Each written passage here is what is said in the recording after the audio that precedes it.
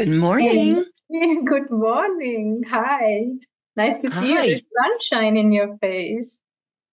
Yes, yes, because it's morning here. So the sun comes through this window there. Yeah, and it's even a I'm s- Monday morning, and you're taking the time to talk with us today about courage and playfulness and colors. And yeah, maybe I introduce you briefly and officially so that everyone gets Okay. an idea of who you are. So you're Kimberly Faith, you're a holistic healer, a speaker and an author and the founder of the Just Breathe movement. Your work, your coaching includes breathwork sessions, you run retreats, you hold meaningful conversations with people, and it also is about play.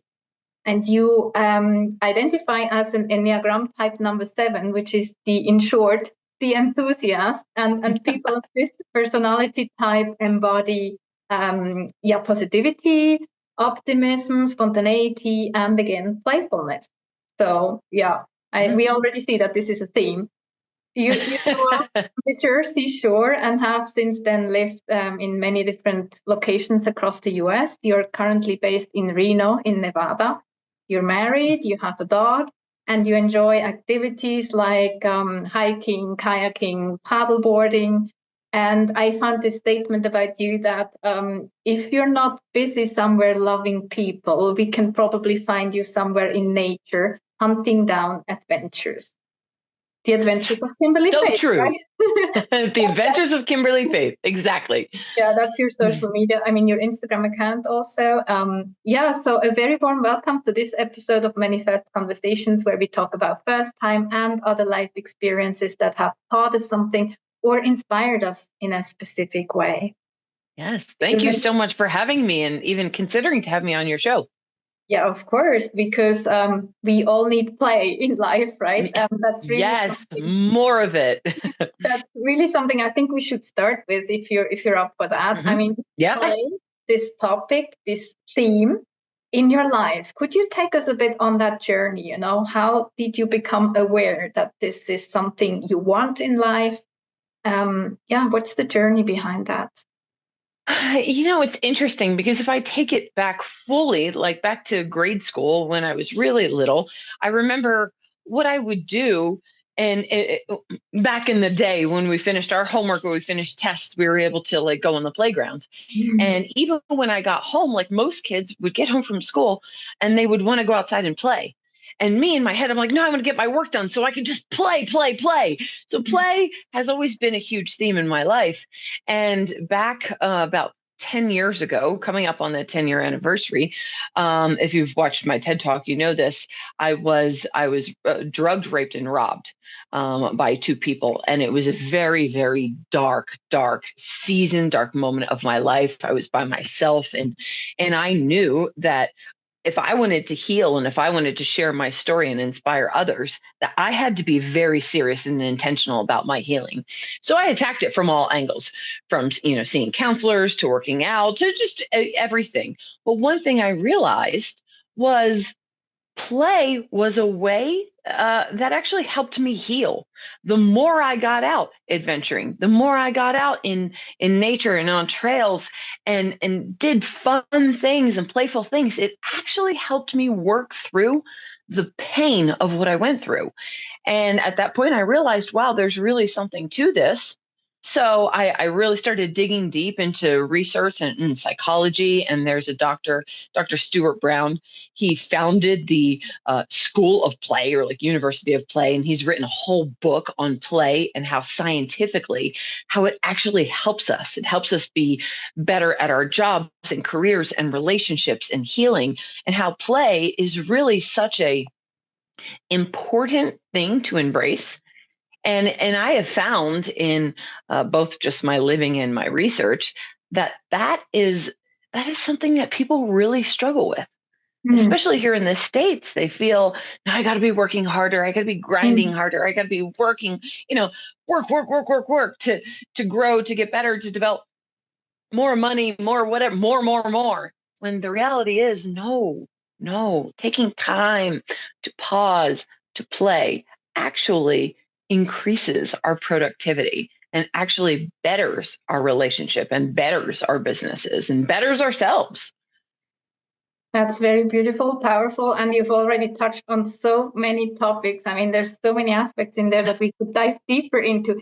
Shall we start with adult life and play? Yeah, you have mentioned briefly that it seems to be something that doesn't really exist. I mean, I don't necessarily talk about playing with others, as adults. Yeah. With children, yes, I think that's less of a topic, right? We play with children, but amongst adults. So how is that for you in your experience? I mean, do you find people you can play with in adult life? Well, it's interesting because I have a very hard, not boundary, a very hard standard in my life. And that standard is this concept of sacred Saturday. And my husband and I, when we started dating, I told him, because this has been a standard in my life for a long time. And when we started dating, I'm like, Saturdays, I don't work. I don't volunteer. My church, my work, but anyone knows, don't touch my Saturday. And because I have laid this very hard standard, people respect that. And they're like, okay, yeah. And sometimes it's difficult for people to like take some time off. However, my husband and I do it all day on Saturday. We play all day on Saturday. And inviting people into that. I was talking to a friend last week, and what I do, like my typical day is I'll work. I'm an early riser, right? So I get up super early. I have my morning routine, and then I work really hard. I like hyper focus, not for 8 hours because I don't want to. I hyper focus for about 4 to 5. And I get 8 hours of work done in that 4 to 5 hour window. Like I really am dialed in. And then I'm done.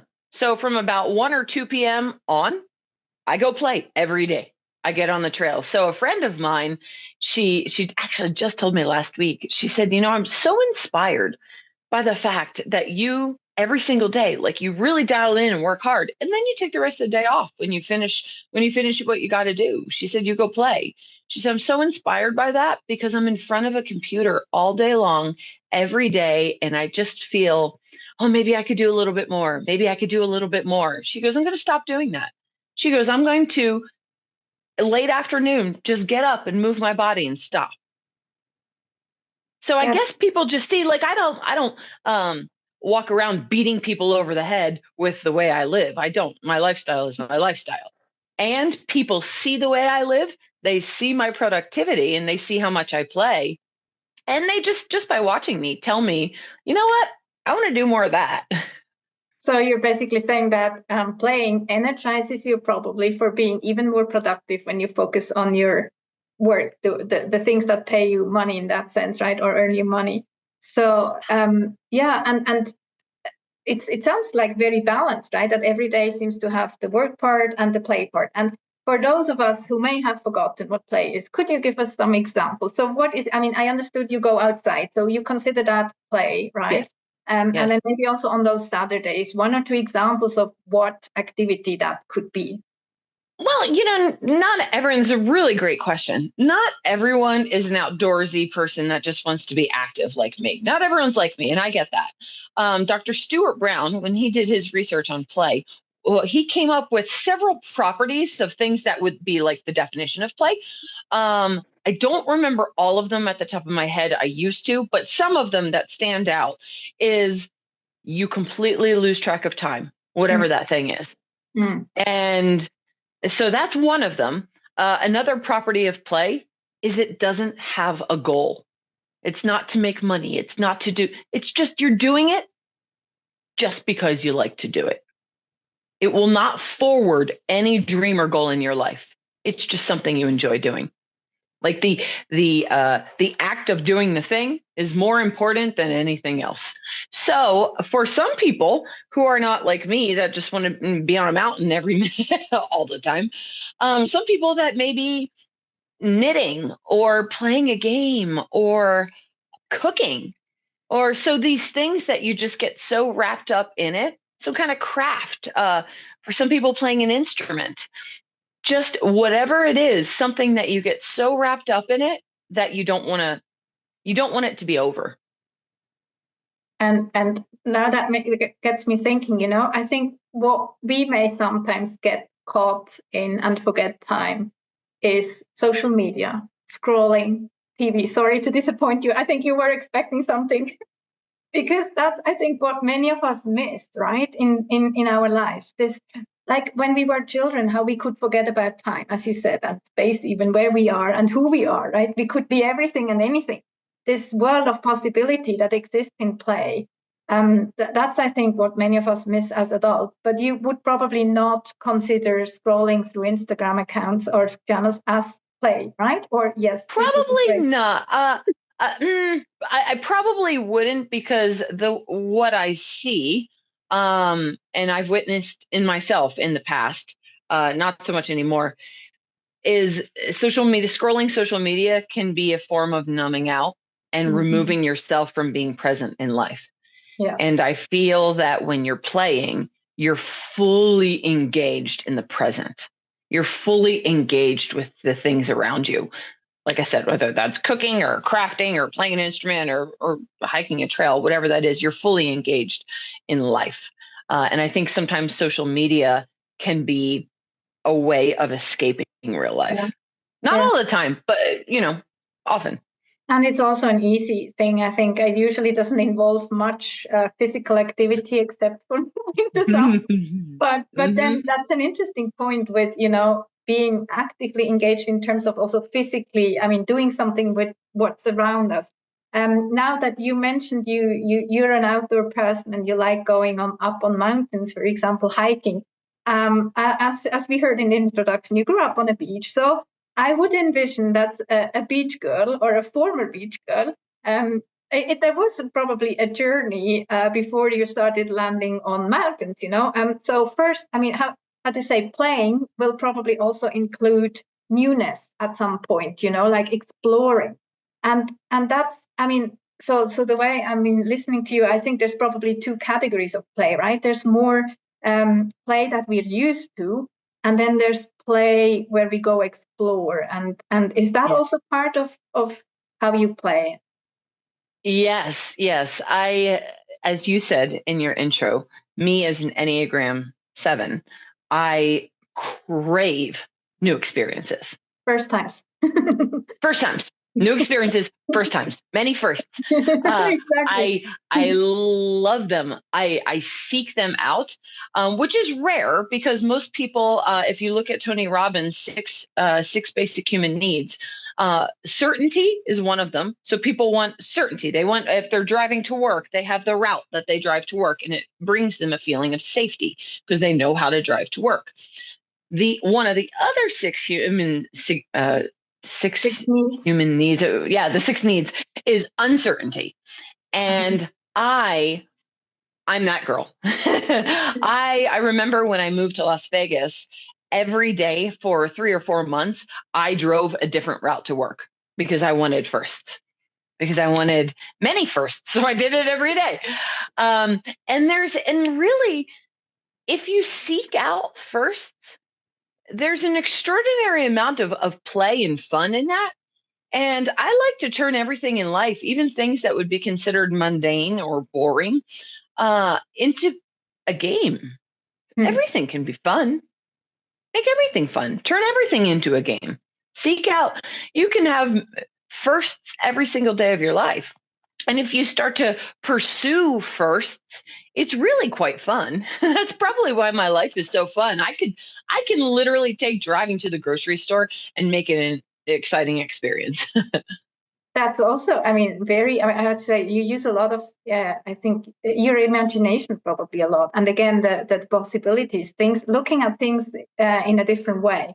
I'm just curious, for the people around you, or maybe sometimes also for yourself, can this be, challenging or maybe sometimes tiring, or how does an environment that may not be of this type, deal with that, or you with that environment?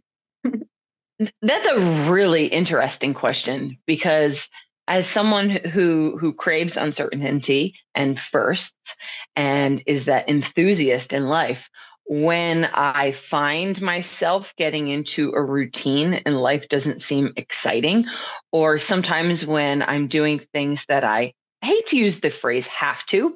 However, there are certain things in life that we have to do, right?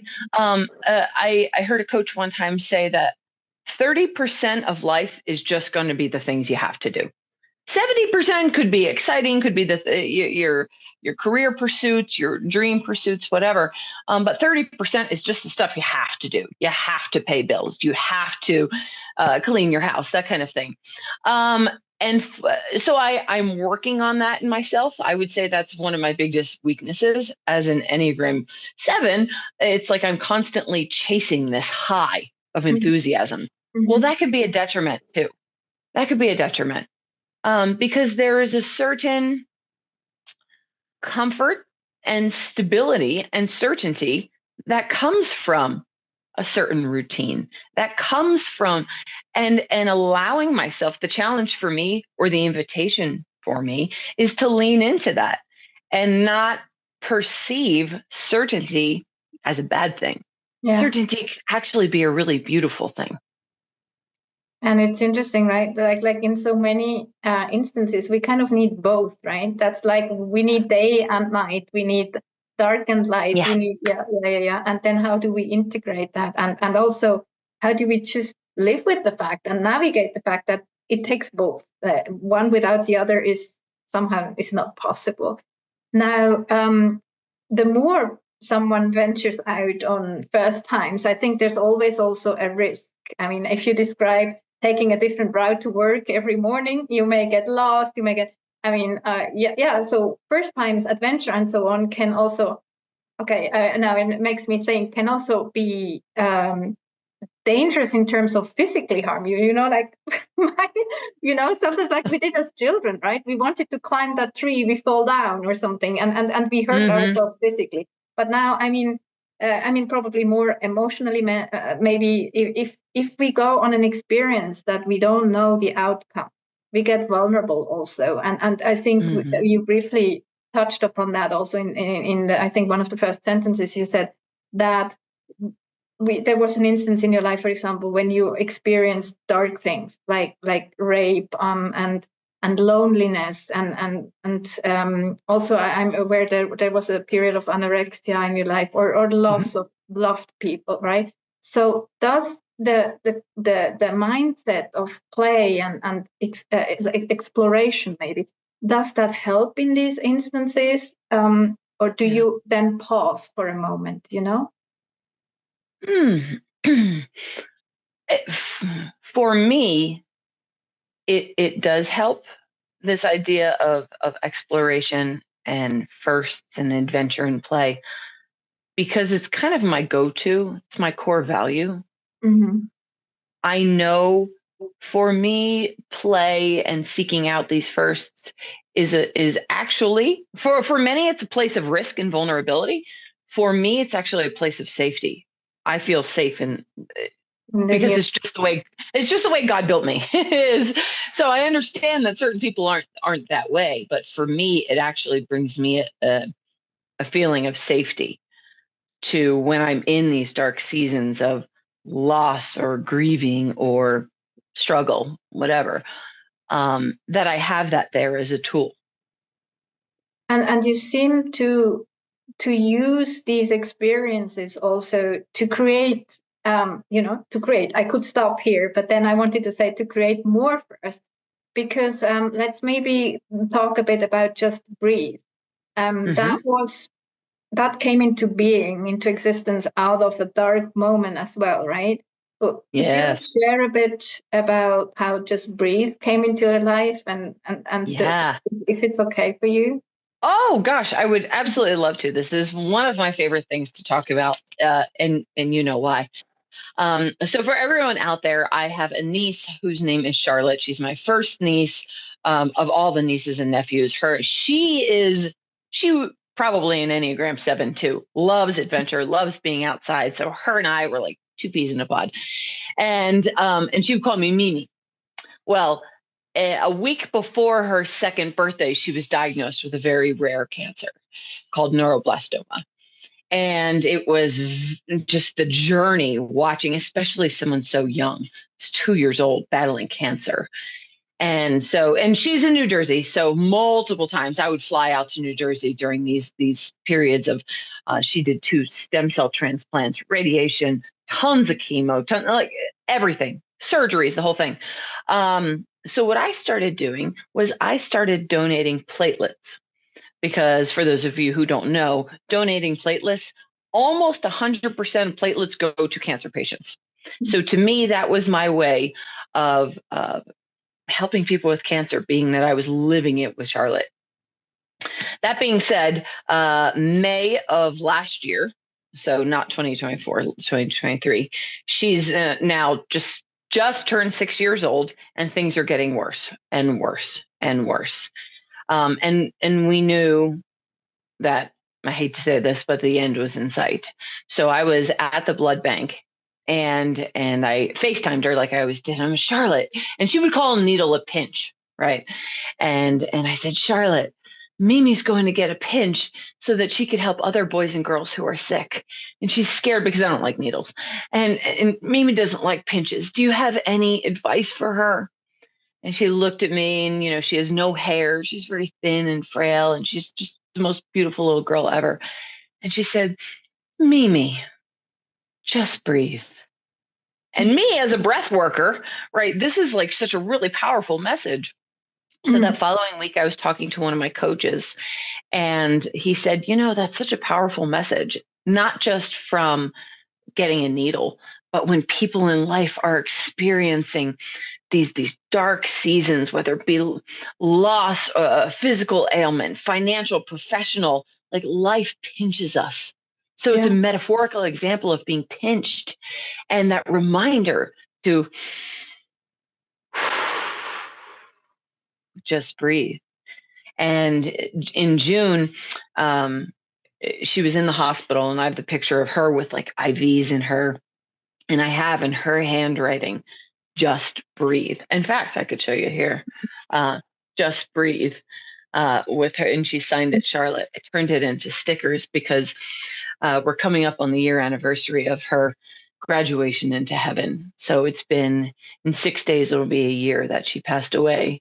So I've considered it my mission to share Charlotte's message with the world, because that is a part of her legacy.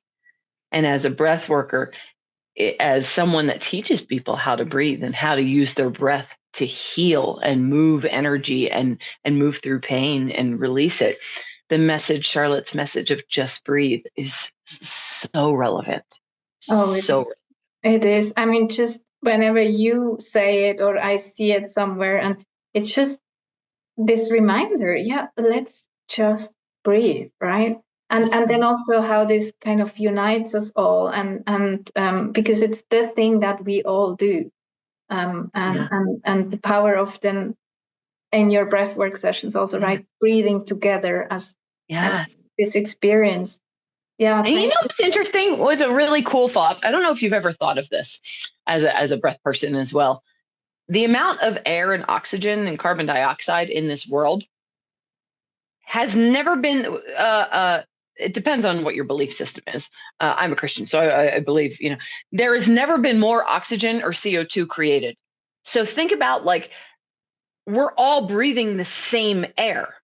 If you go back to cavemen or Adam and Eve or Jesus times or whatever, it's all the same air that we're breathing.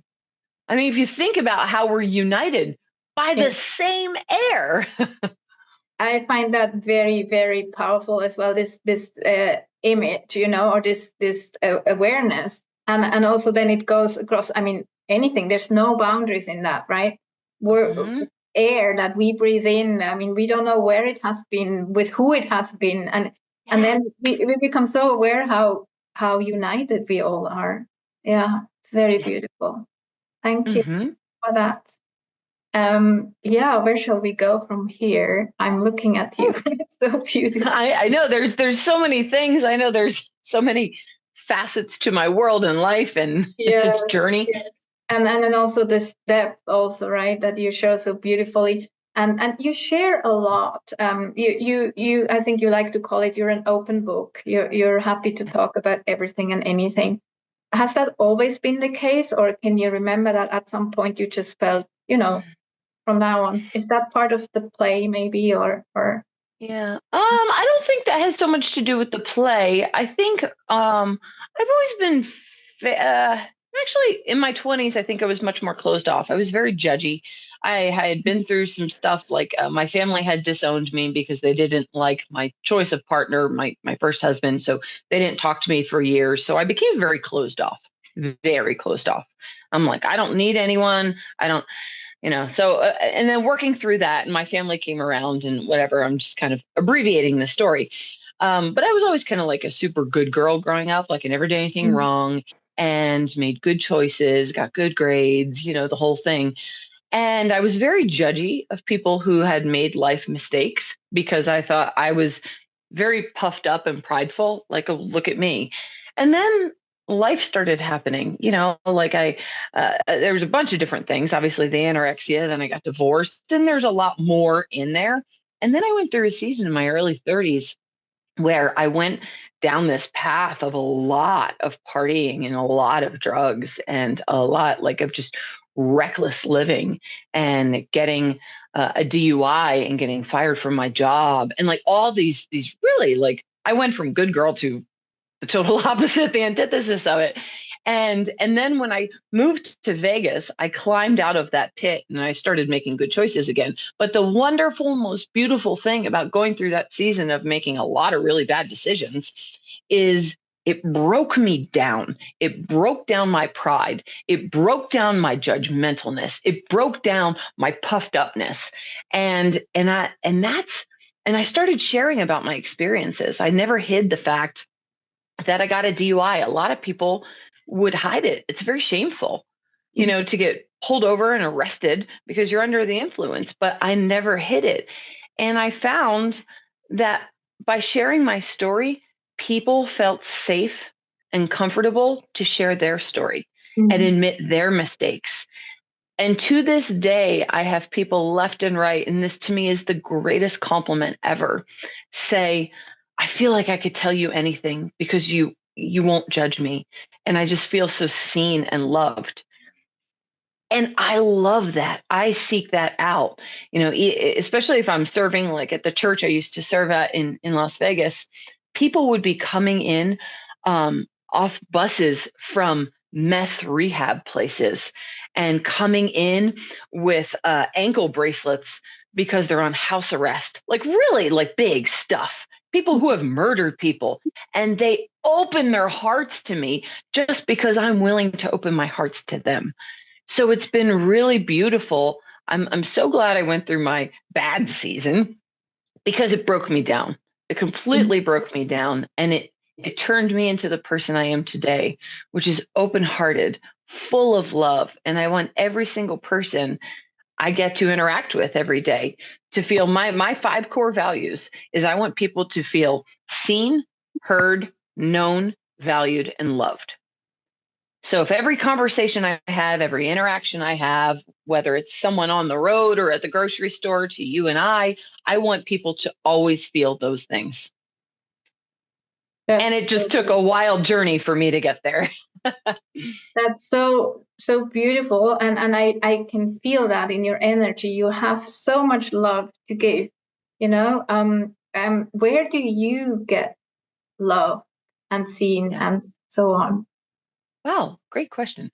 I feel, first of all, I feel because I'm a Christian, I feel very loved by God. My husband loves me wildly. My family, we went through that rough patch 20 years ago, but I have a wonderful family. I have wonderful friends. So I feel that a lot of the relationships in my life are so rich, so rich. And I feel that you just kind of attract what you put out there. Yeah. I feel like if people are always complaining about their relationships and saying how horrible they are, they're just going to attract more of that. The reciprocal, right? That's the word. Yeah. And I know this may now a bit look like a bit of a move into superficiality from the depth of our conversation. But if we could briefly talk about the outside, the physical, the look, because I know you probably get the question all the time, but your playfulness is also visible. I mean, even without. And I think even if I did not speak a word with you or have not spoken anything, a word with you, I would have this impression of you, right? That you're a playful person. Is that something like branding, or is this just you? Is this, what's the story? I mean, it's like, I love what you said about even if you didn't know me, you would feel that this represents me. And I have actually had people come up to me frequently that don't know me, have never seen me before in their life, like at a gas station or something. And they come up to me and they say something like, wow, your hair so fits you. So fits you. And they've never said a single word to me. And so yes, my look, this is actually pretty tame for me. I mean, I got a little bit of the neon yellow and a little bit of the blue, but my hair is usually a lot more like kind of like my ceiling. And yes, I'm very colorful, very expressive. I love to express myself with color in my hair, obviously. And I feel that my hair has turned into my brand. It has allowed me to connect with people. My hair has been a really powerful part of my journey, and it doesn't sound like it's just hair. However, my hair has become a really just significant part of my journey in learning to connect with people and developing and stepping into the essence of who I truly am. That's so interesting. And I mean, you mentioned being the good girl and then going through a phase of maybe bad girl, if we want to stereotype. But is the hair, I mean, I would imagine you as the good girl, you probably had a different hairstyle, right? So is there a connection between the transformation? Yes and no. So my whole life, I have very thin, fine hair, which you'd never guess here. People always think I have thick hair, but I don't. So I had long blonde hair, and I thought in my head, the longer, if I keep it long, I can make it look full, which it's actually the opposite. My hair just looks so like stringy and fine, and I was trying so hard. Like if you saw pictures of me, even in my bad girl phase, I still had long blonde hair. Okay. Yeah. So in 2019, I was living in Las Vegas. So I had straightened my life out at this point. Right. But all my life, I wanted a mohawk. I just like deep down, regardless of good girl versus bad girl, I do have a very big part of me that's a huge rebel. I don't want to be trendy. I don't want to fit in. I don't want to look like other people. I want to be contrarian. I want to have viewpoints that are the opposite. So there's a very large part of me that is like, no, I'm going to do things my way. I'm good. Like I'm very, happy and playful, and I do it on my terms. Right. So I wanted deep down to shave my head. I'd see girls with like shaved heads, and I would say, I wish I had the courage. I wish I had the courage, and never did. Because I was afraid that because my hair was fine, that it wouldn't, that it would just look bad. And I was afraid that people would look at me. I was afraid of what other people thought. Which is shocking. And I was afraid that I would look too masculine and I wouldn't be pretty. I wouldn't look like a woman, but I really deep down wanted this hair. So in April 2019, I had a bad day at work. I forget what happened. It doesn't matter, but I had a hair appointment that day. And I went in and I told my hair person at the time, I'm like, do it, just shave it. I want it. And historically, she would try and convince me out of it, like, or ask me questions. Are you sure you want to do this? And she usually would convince me out of it. That particular day, nope. She just got out the razor and she just started shaving. And it was so, when you get like a really significant haircut, like you just feel different. You feel like, oh yeah, that was a significant haircut, just shaving all my head, right? It didn't feel that way at all. I felt like, oh man, I feel so comfortable. And my one girlfriend who saw a picture that day, when I texted her a picture of my hair, She said, "Oh my gosh, Kimberly, you finally look like you." And that Wow. was one of the most powerful statements ever.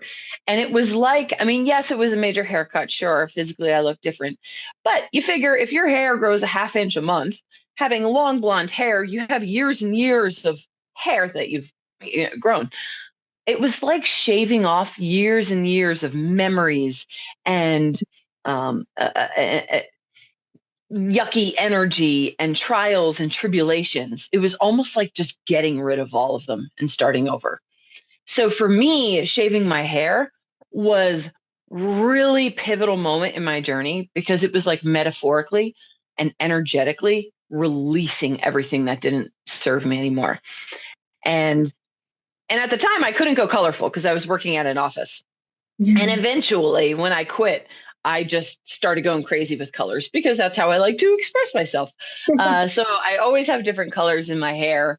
I'm due for some new color. And what's neat about my hair is because I want people to feel seen, known, heard, valued, loved. People come up to me no short of 4 or 5 people in a day. I kid you not. People come up to me left and right. I love your hair. I love your hair. And what's neat is I love connecting with people Mhm. and I don't love initiating it.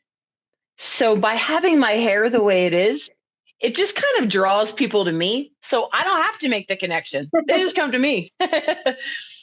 That's so nice and funny. Yeah, some people, and you also have a dog, right? Some people say that helps them initiate conversations if they Yes. have a dog and they meet some other people with dogs, and we start Yes. talking about it. Well, very nice, and I admire that you never get tired about talking about it. You know, some people, I might, yeah, I could think that after, well, I don't know how many 100 or 1,000 times that people ask you about your hair or make a comment, but it's so nice to see that you're so happy about it. I just wonder, I mean, does it take a lot of time, to get ready To like do my this, or hair? yeah. Oh. Oh, yes. And by the way, to your point about being willing to talk about it over and over, I make sure that everyone that comes up to me and tells me they like my hair, I want them to feel like it's the very first time I'm hearing that. Oh, that's So I don't want them to feel like, oh yeah, I hear that all the time. Thank you. No, I want them to feel, because it takes a lot of courage to walk up to a stranger and say something. So I always want every single person that comes up to me for it to feel like it's the first time I'm hearing that compliment. first time. So That's so powerful for them also. first You're time. creating a Yes. powerful first time and a beautiful first time, which then probably encourages them to do more of that, right? So Yeah. yeah. Yeah, definitely. So as to answer your question about how long it takes to get my hair done, well, when I go to the salon, it takes about 6 hours. It's crazy. I'm there all day, and I have to fly to Vegas, so it includes a flight, a rental car, a hotel. It's a very expensive hair appointment. It's a lot of time. And my morning routine, it depends on how lazy or not lazy I am. Today, I wanted to get dressed up for you, so today I did the whole routine just for you. Wow. Um, it takes I have a lot of hair product. I travel a lot, and I probably travel with 5 or 6 different cans of hair product and hairspray and mousse and powder and flat irons. Like my hair takes, uh, it's more product than it is time. I would say probably 20 minutes to do my hair. Or if I'm having a lazy day, I wear a hat. Or sometimes what I do, and you've probably seen on my social media, on other lazy days that I'm going to be adventuring, I'll split it down the middle and put little pigtails, like, Yes. and it like little pigtails, and it looks like 2 little paintbrushes on top of my head. Is I that, look like a child. I totally look like a child, yeah, which very that's great playful? because I am a child. Yeah, Yeah. they're totally playful once more. And is that then the hair? Is that something you have to do, or is it more on the play side of life, or it Ah, depends? I like to, uh, the whole phrase of have to is very interesting. You know how people talk about their to-do list? Yeah. So my husband and I, we try and teach the people in our coaching group, and we try and even live this ourselves. We don't call it a to-do list, we call it a get to-do list.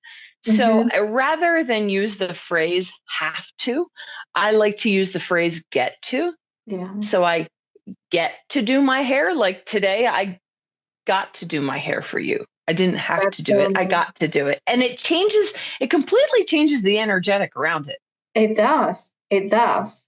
That's a very beautiful takeaway for all of us. Thank you for that. Yeah. I would like to close with a little game, of course. I love games. I thought I had to prepare a game for you. So it's I'll give you two terms or two phrases. It's this or that, right? You pick one spontaneously. I mean, we don't need to take this too serious. You just pick one of them and maybe say in a sentence why you picked it. And it can be totally silly and so it kind of a quick thing. So we're not going into details. But yeah, I think this one you may have answered already, but as a warm up, morning or evening? Morning. It's the quietest time of day. Love it. Nice. Lose your phone or lose your keys? Lose your keys, because I have legs and I have a bicycle. Full moon or rainbow? Rainbow, because it's not nighttime. I'm not a good nighttime person. Mosquito bite or a sunburn? What is it? Say again. Mosquito bite or a sunburn? Sunburn. I love being out in the sun.